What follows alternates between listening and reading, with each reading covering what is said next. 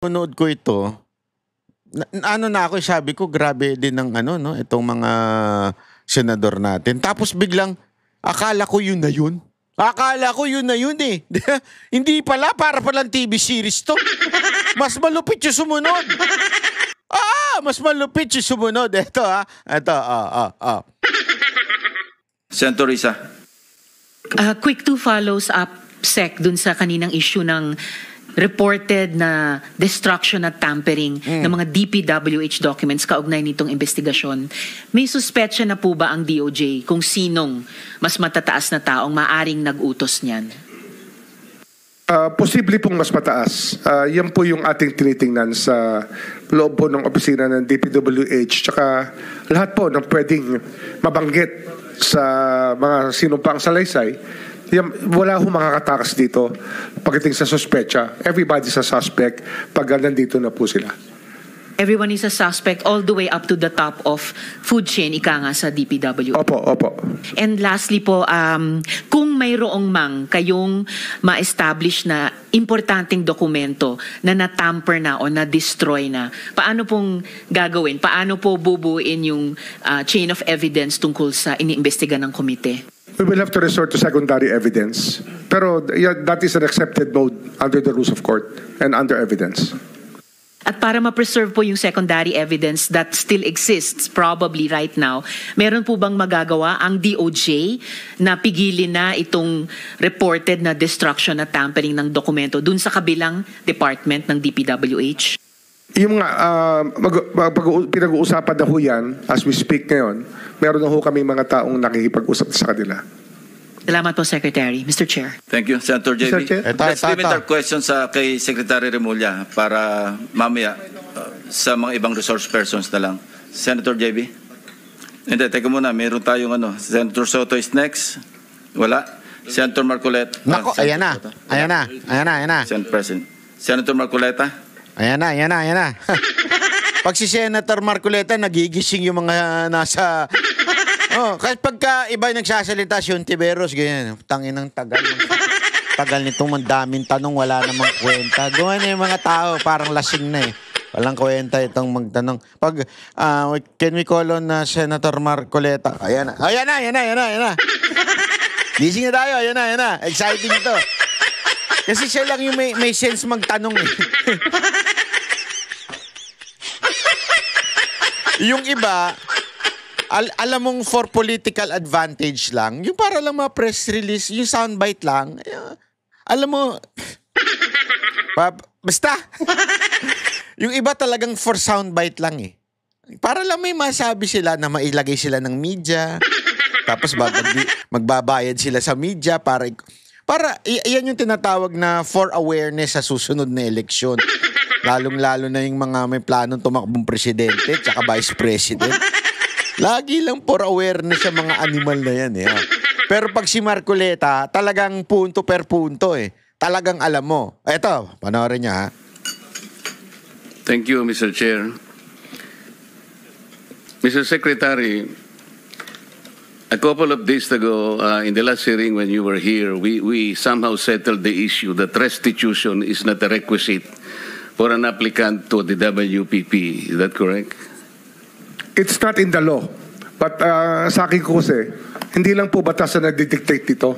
It's also what is morally right, what is expected of us. Yan po kasi, kahit hindi nilagay sa batas, mga given po yan sa ating lipunan. Could you just imagine Secretary of Department of Justice saying na hindi lang sa batas, may kulang. Kailangan madagdagan. Sir, kung ganyan pala gusto ninyo, sana nagsenador kayo. Ay, hindi nga pala kayo manalo-nalo senador. Hindi kayo mananalo senador. Hindi, maging mambabatas kayo. I think naging congressman naman ata ito si Remulla. Kasi if you want na, remember, we have 3 branches in the government. Diba? Ano yun? Paalala ko lang. Legislative, they make the law. Okay? They make the law. Executive branch, they execute the law. Tagapagpatupad. Judiciary, they interpret the law. check and balance yan. Halimbawa, yung ginawang batas ng Kamara at saka Senado, yung legislative, para mo masabi kung tama o mali, pwede mong questionin ngayon sa korte yan. Diyan mo may tatanong. At yung korte ang mag-i-interpret ng batas na yun. At ang final nun ay ang Supreme Court, the interpreter of the law. Di ba? Kaya nga pag sila ho ay nagdesisyon, that can be used for the next mga trial. Parang sa madaling salita, yun yung batas pag sinabi nilang eto ang desisyon. Yun. Anong trabaho ng executive yung dito sa mga to? They only execute what is written in the law o what is the interpretation of the law. Hindi sila yun. Si Remulla, gusto niya, meron siyang sarili. Ayos din, ano? Gusto niya, magkaroon siya ng... alam mo, nung pinakikinggan ko, sabi ko, hindi naman ako nakapag-aral ng law. Pero simpleng-simple yung etong argumento na ito eh. Hindi ka pwedeng magdagdag o magbawas sa batas. Unless pwede kang mag-amend lang kung ikaw ay isang mambabatas. Which is ang daming dadaanan yan. 'Di ba? First reading, second hanggang bycam, hanggang umabot pa sa pirmahan na ng presidente yan. But again, meron din po yung limitasyon. Kailangan naaayon po yan sa konstitusyon, yung mga amendments at yung mga batas na nagagawin nila. So, ganun ka quote-unquote, banal ang batas, ika nga. Ganun siya katindi. Without law, chaos. Kaya hindi mo pwedeng sabihin na, hindi, magdadagdag tayo dyan. O kaya naman, common sense yan, moral. Hindi nga, wala nga sa batas eh. Tanong nyo sa abogado, sabihin nyo sa akin kung mali ako. Sasabihin ko talaga yung abogado na yung ewan ko. What do you mean by that, Mr. Secretary? Kasi wala nga sa batas yung Wala nga sa batas. Yung Then, requirements for admission to the witness protection. Ang restitution is not part of it. Yes, it is not. Pero hindi mo nangangahulugan na hindi namin pwede i-layout yan depending on the case. Mr. Secretary, I am still in the stage where a particular applicant wishes to apply under that program. And there is a process. In the process, restitution is not one of the requisites. Is that correct? Opo, pero if it's in terms of this case being a... Teka muna, sandali, chotomate! Isa lang ang sagot. Yung restitution ba ay nasa yung pagsosoli ng pera? Financial crime, sir. This is a crime against the financial status of the Filipino people, of the Filipino people. Mas magaling pa siya sa gumawa sa batas, ano? Ewan ko ba? Para mo sinabi doon sa gumawa ng batas tungkol dyan sa state witness protection na yan, parang sinabi mo, sandali, kulang yung ginawa ninyo, mas magaling ako dyan, ako na bahalang dumiskarte. Ayop din. Kakaiba. Lawless country na ba talaga tayo? I think that it's just right. Mr. Secretary, are you amending the provision of the No, law? sir. Kasi amending na yan eh. Binabago mo na eh. No, sir. But that is how we run the witness protection program. As a lawyer, That's how we run. May sarili kang pagpapatakbo. Anak ka ng wewe. You do not interpret the law. You only execute what is in the law. The only branch that would interpret the law is the judiciary. At ang legislative gumagawa lang ng batas. At ang executive pinapatupad lang. Hindi mo pwedeng sabihin, that's how we execute the law. Hindi pwedeng ganun. May sarili kang interpretasyon. Anak ka ng wewe. Sir, Mr. Secretary, may I ask you, in a criminal prosecution, the civil liability is impliedly instituted. Is that correct? Of course. Kaya nga eh. Hindi naman nangangahulugan kung sakasakali na natapos na yung criminal prosecution. Kapag ka nakita na mayroong criminal liability yung tao, because it is impliedly implied, doon lang magkakaroon ng restitution. It will come after. Paano mo sasabihin na magre-restitute ang isang tao? Meron na bang findings kung magkano i-restitute on how it can be restituted? Alam mo, ito sa aking munting pananaw pagdating sa criminal and civil, kasi merong mga ganyan medyo inaral din natin yan kasi bilang political vlogger, naharap din tayo sa iba't ibang pagsubok sa buhay. Kaya nga 'di ba sinasabi nila dapat yung libel ay gawin na lamang i-decriminalize. Ano ba ibig sabihin ng i-decriminalize? Ibig sabihin hindi na siya krimen? Hindi. Meron pa ring civil. Ano ibig sabihin? Kasi dalawa lagi yan, civil and criminal criminalize, 'di ba? Halimbawa, itong libel, yung civil damages na lang. Ibig sabihin may damages ka dun sa taong sinira ang puri mo. Halimbawa, nagkaso siya ng 3 milyon, di ba? Ganon, di ba? Para sinasabi niya, wala nang kulong. Kasi sa crime, doon may kulong doon. So, ano sinasabi ni Marcoleta dito? Yung sinasabi niya ditong, yung restitution, darating yan pag nalaman na, eventually, kunwari, yung crime ng nahusgahan na at nalaman na itong taong na ito ay nagnakaw ng 30 billion, halimbawa. Korte nagsasabi niya na, sasabihin niya ng korte, isoli mo yung 30 billion. That's the only time.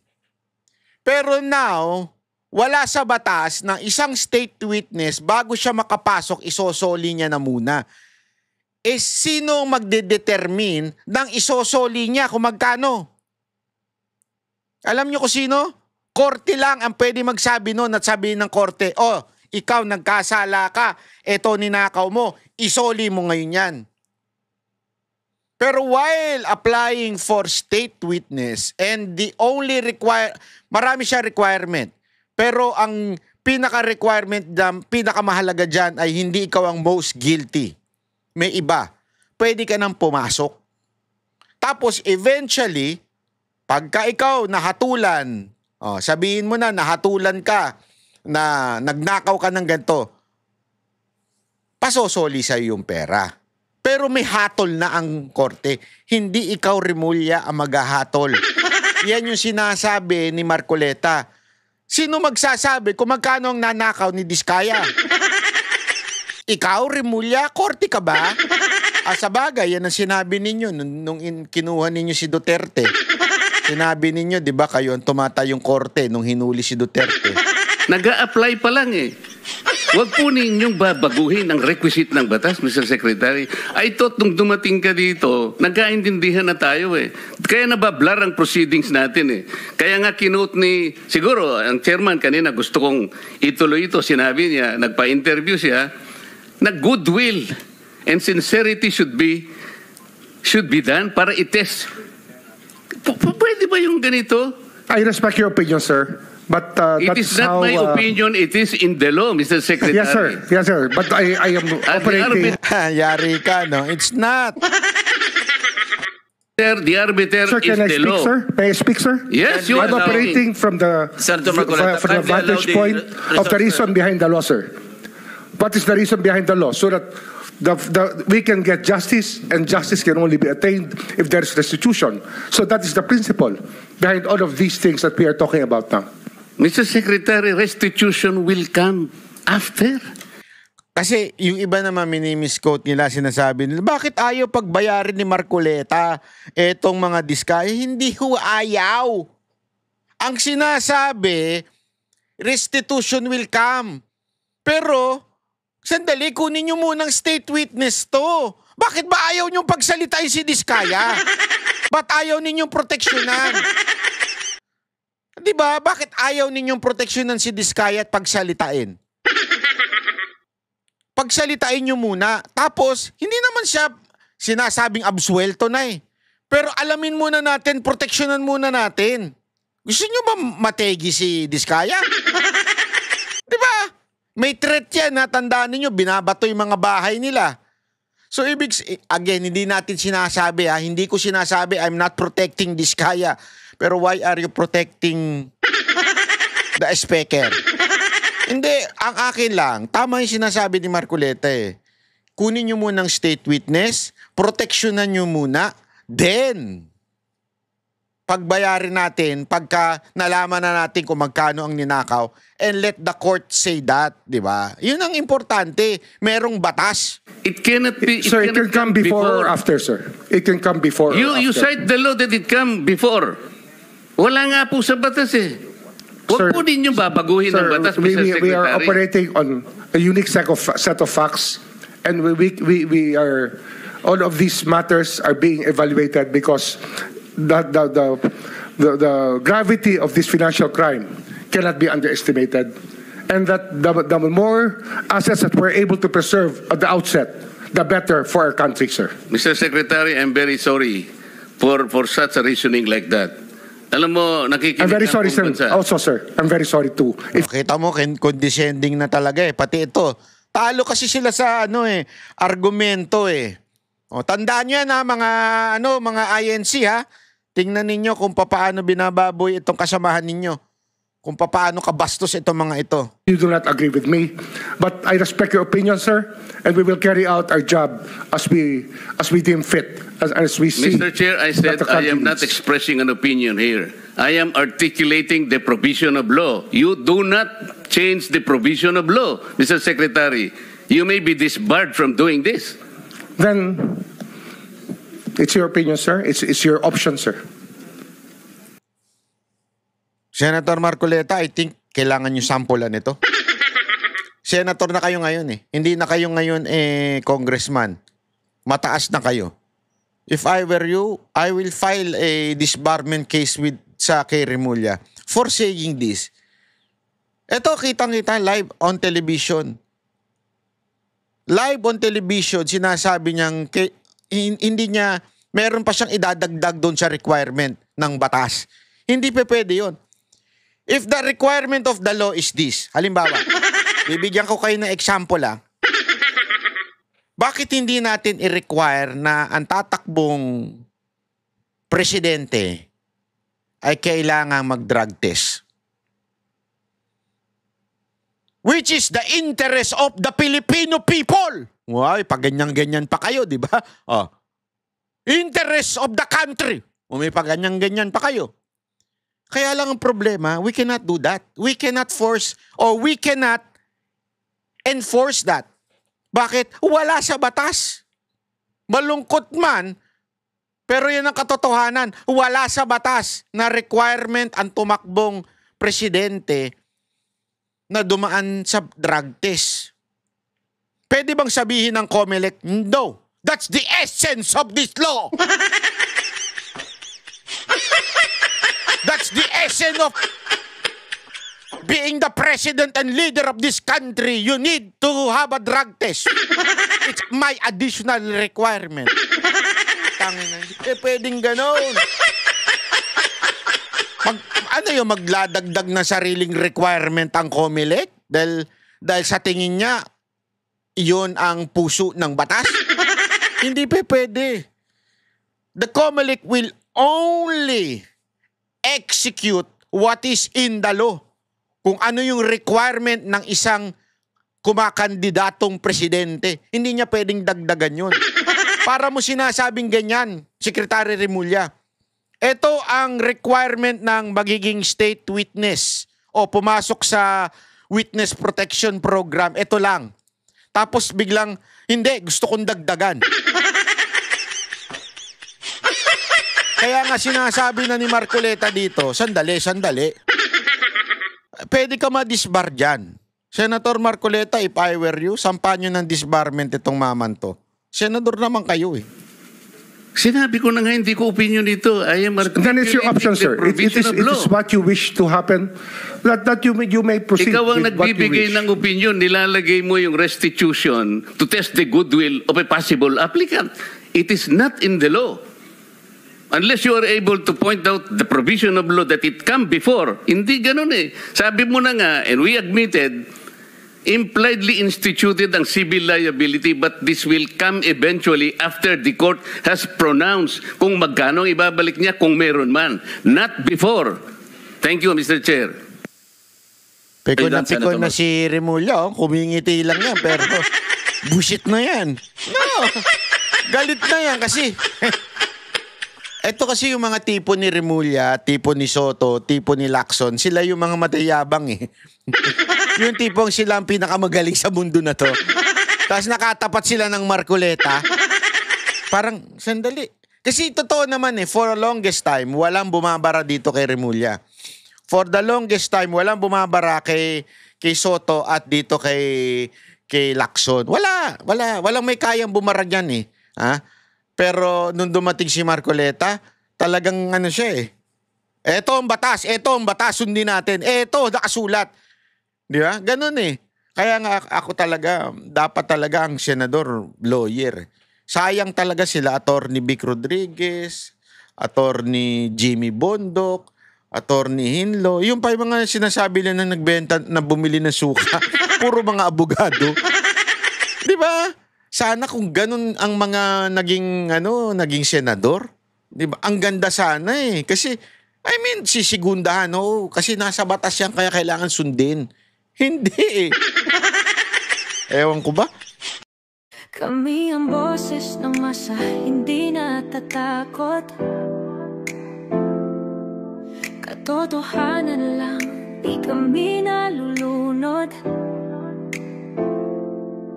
Walang bahid ng sismis, lahat ay totoo.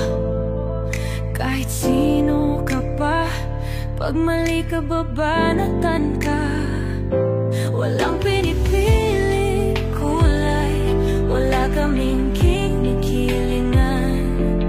Basta para sa bayan, kami lalaban.